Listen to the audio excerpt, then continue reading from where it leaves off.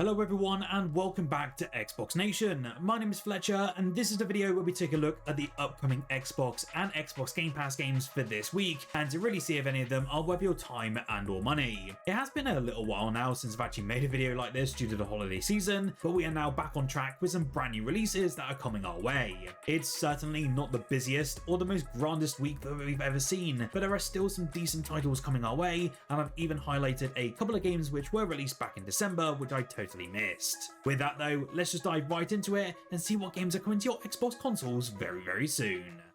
It was just announced this weekend that Quarantine Zone: The Last Check will be joining PC Game Pass on the 12th of January, which actually makes it a day one release onto the service, and I'm kind of surprised that Xbox just decided to make this announcement over on their Twitter page. This one though is being developed by Brigada Games but published by indie giant Devolver Digital, and this game basically sees you commanding a checkpoint and trying to identify signs of infection in the midst of a zombie outbreak. This is one that has actually been available on PC for a little while now, and you might have seen it pop up now and again over on TikTok and YouTube Shorts. I would be keen on checking this one out, and if you do want to see a review, do let me know in the comments below, as we don't actually have a console port on the way at the moment from what I know of.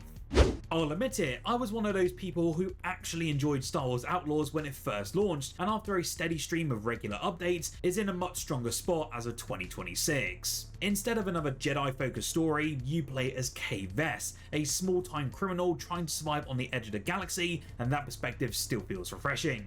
The game takes you across a different range of locations, from familiar places like Tatooine to the less expected corners of the Outer Rim. The gameplay of course mixes stealth and gunplay, and ever since the rather large updates and overhauls is actually pretty decent, especially compared to its launch. Visually, it's always looked pretty great though, and with the improvements now in place, it feels like the perfect time to just jump into it. You will be able to try it for yourself though, starting on the 13th of January, and it'll be available for both premium and ultimate members.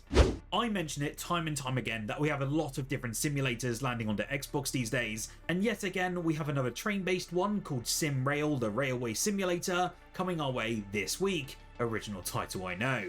If you couldn't guess, this one lets you drive trains, but strangely it looks much more in depth than the Train Sim series, and it doesn't seem to be overloading newcomers with a ton of DLC. I've had to do a little bit of research as these aren't really my usual games, and it is said that the environment is going to be generated on a basis of geodetic data, making it actually more lifelike, and that's all alongside an extensive multiplayer mode which should be fun with your friends. Look, I will be honest with you, I'm not a train fan, but speaking to one that I do know in real life, it seems as though it could be a fun time if you are interested, but it does land on Xbox this week of course. Horror fans will certainly be pretty happy this week as the DreadOut Remastered collection finally lands onto Xbox as of the 14th of January. If you aren't familiar, this is actually a compilation consisting of two cult classic Indonesian horror titles known as DreadOut and DreadOut Keepers of the Dark. It's all been remastered as well and bundled now into one package for a smoother and modern gameplay experience. These games were actually released all the way back in 2014 and 2016, but both titles have been enhanced with improved visuals, controls, and overall performance. It is going to be available on Xbox in one unified launcher as well, so there's going to be no sort of flickering between different apps just to get your feel of the horror. I know these are some highly regarded games, so definitely check them out if you are interested. The Last Case of John Morley launched onto PlayStation and PC all the way back in November now, but finally after a slight delay, they're going to be launching onto our Xbox consoles. The Last Case of John Morley though is a first-person narrative adventure game set in the smoky noir atmosphere of the 1940s. Basically, after months of recovering from his last case, you'll take control of Detective John Morley as he's drawn back into the field when a mysterious countess asks him to investigate her daughter's unsolved murder, and there's a case that's been buried for 20 years. Checking out the review so far, it seems as though it's very much an on-the-rails sort of mystery game for better or for worse. It's not reviewed fantastically well across the board, and that seems simply due to the fact that it's basic within its mechanics that it does provide you. Many have said though that it's not a bad game, but it just needs way more content. Game Pass keeps adding way more titles these days aimed at younger players, and honestly, that's not a bad thing. My Little Pony: A Zephyr Heights Mystery is next to arrive onto Xbox Game Pass, offering a relaxed sort of isometric style adventure built around simple tasks and bite-sized minigames. It is clearly designed to be accessible with straightforward objectives and a bright, friendly tone throughout. While it might not be something I'd usually play solo, it feels perfect for kids or as a shared couch experience if you want to play alongside them. It's also the kind of game that's very forgiving, which makes it ideal for younger players, especially learning the ropes or just playing games for the very first time. Also, yes, it will be great, especially if you're secretly chasing an easy gamer score bump, and this is one that will probably help with that boost this month as well. Cassette Boy is a very interesting indie that I wasn't actually aware of until this video today. It is built around a brilliant, slightly mind-bending idea. If you can see something, it simply doesn't exist. What looks like a classic 2D pixel art adventure is actually a fully 3D world hiding in plain sight. By rotating your viewpoint, entire paths appear, obstacles will vanish, and puzzles completely reconfigure themselves. On top of that clever puzzle design, the game will mix in real-time combat, boss encounters, and exploration using swords, bows, and upgradable gear. You'll also meet a cast of strange, charming characters whose stories add warmth to the surreal journey, and it looks like a really weird indie that I feel will often get overlooked simply due to the art direction. To me personally, this looks like a decent game to jump into, and I highly recommend you maybe check it out as it's a truly unique indie gem. Horror fans are eating pretty well yet again, and one that's landing towards the end of this week is called BrokenLore UNFOLLOW. This isn't a traditional sequel-driven series, and instead is a psychological horror anthology where each entry tells its own story while quietly feeding into a much larger mystery. Every chapter within this one really focuses on a different character, wrestling with their very real fears like identity, shame, and the need for validation, and is all twisted into a deeply uncomfortable environment. You can expect in this case oppressive liminal spaces, clever in-world puzzles, and really intense chase sequences where you're very much the prey. I'll be honest, the trailer alone absolutely wrecked me, so I won't be touching this one, but if you love unsettling psychological horror, then this should be high on your list for this week.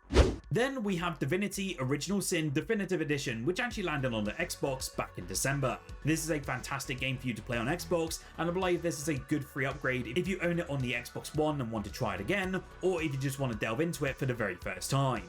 It was on sale until very recently, but I think by the time you're watching this, it may have just ended, which is certainly a shame. I think it was down by about 50% or so, and that is a cracking price for this game, especially since it now hits 60 FPS and just smooths out everything across the board. I would still recommend checking it out without a sale, but yeah, decent one for December and don't miss it.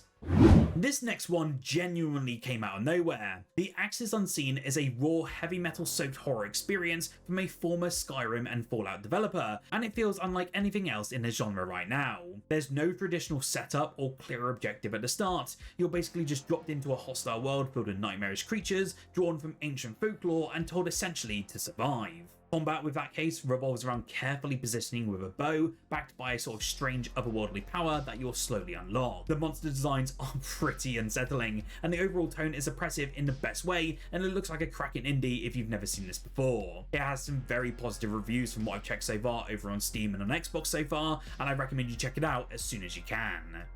The release of Unbeatable finally occurred after a slight delay now, and it's been incredibly well received across the board. This crowd-funded rhythm game is immensely stylish and even more satisfying when the music really pumps in. The Scott Pilgrim-esque sort of style really has struck well within the community, and the music alone has made it one reason why so many heavily recommend it. I have heard that it can be incredibly buggy though, which is so disappointing to hear, but a review said bear with it because it's such a special title and we really don't get many rhythm games within this decade. It is out now and it's truly something unique today on this list. Just as a quick note, Anthem is closing down forever as of tomorrow, the 12th of January, and that means the game will no longer be playable even if you own it. Unfortunately, EA have decided that they're not going to be implementing an offline mode, which is just utterly disgusting, and instead the work of the BioWare team is now going to be lost to time with only footage on YouTube covering its existence. I did make a video as of yesterday covering Anthem, documenting the rise, launch, fall and failure of what was meant to be a massive gamble into the live service space. I would be keen to hear your thoughts on this video, as it was slightly different to the regular cadence of videos that I bring to you here on the channel.